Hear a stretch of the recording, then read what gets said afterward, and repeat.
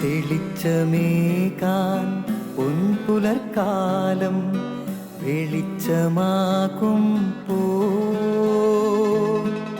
നുറുങ്ങുവെട്ടം പക്ഷിപരാഗം തെളിച്ചു കാട്ടും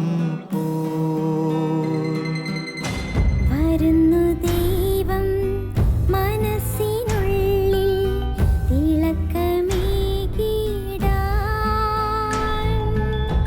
തരുന്നു ധ്യാന പ്രകാശമാർക്കും വിളക്ക് വയ്ക്കുമ്പോൾ നുറുങ്ങുവെട്ടം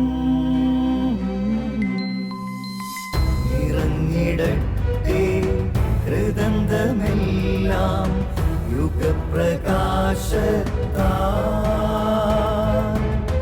മറഞ്ഞിടട്ടെ മാനാന്ധകാരം യുഗപ്രസാദത്താൽ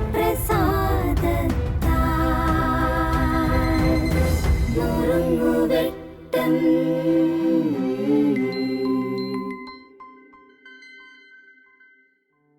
ഈശോ മിശിഹായ്ക്ക് സ്തുതിയായിരിക്കട്ടെ. കഴിഞ്ഞ ദിവസം ഒരു ചേട്ടൻ്റെ അടുത്ത് സംസാരിക്കാൻ വന്നു. സംസാരിക്കുന്നതിനിടയിൽ അദ്ദേഹം പറഞ്ഞ വാചകമുണ്ട്, അച്ഛാ, ഞാനൊരു നന്മയ്ക്കും പോകാറില്ല, ഒരു തിന്മയ്ക്കും പോകാറില്ല, ഒരു ഗുണത്തിനും പോകാറില്ല, ഒരു ദോഷത്തിനും പോകാറില്ല, എൻ്റെ കാര്യം നോക്കി ഞാൻ പോകുന്നത്. ഞാൻ ഒന്ന് ഇരുത്തി ചിന്തിച്ചു, അതൊരു ന്യൂട്രൽ മനോഭാവമല്ലേ? പലപ്പോഴും നമ്മളെല്ലാം ഈ ഒരു ന്യൂട്രൽ വഴിയാണ് തിരഞ്ഞെടുക്കാൻ ശ്രദ്ധിക്കുന്നത്. നന്മയും ചെയ്യുന്നില്ല, തിന്മയും ചെയ്യുന്നില്ല. ഞാൻ ചോദിച്ചു കൊള്ളട്ടെ, നമ്മളെല്ലാം രോഗം വരാതിരിക്കാൻ വേണ്ടി വാക്സിൻ എടുക്കാറുണ്ട്, മരുന്ന് കഴിക്കാറുണ്ട്.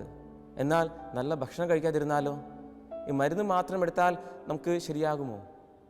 നമ്മുടെ ഉള്ളിൽ തിന്മ കയറ്റാതിരിക്കുക എന്നുള്ളത് മാത്രമല്ല, നന്മ കൊണ്ട് ഉള്ളിൽ നിറയ്ക്കണം, കൃപ കൊണ്ട് ഉള്ളിൽ നിറയ്ക്കണം, സ്നേഹം കൊണ്ട് ഉള്ളിൽ നിറയ്ക്കണം. അതുകൊണ്ട് തിന്മ ചെയ്യാതിരിക്കുക എന്നുള്ളത് മാത്രമല്ല, നന്മ ചെയ്യുക എന്നതുകൂടിയാണ് നമ്മുടെ ജീവിതത്തിലെ ഏറ്റവും നല്ല കാര്യം. അതുകൊണ്ട് എപ്പോഴും നന്മ ചെയ്തുകൊണ്ട് മറ്റുള്ളവർ സ്നേഹിച്ചുകൊണ്ട് ജീവിക്കാൻ നമുക്ക് സാധിക്കണം.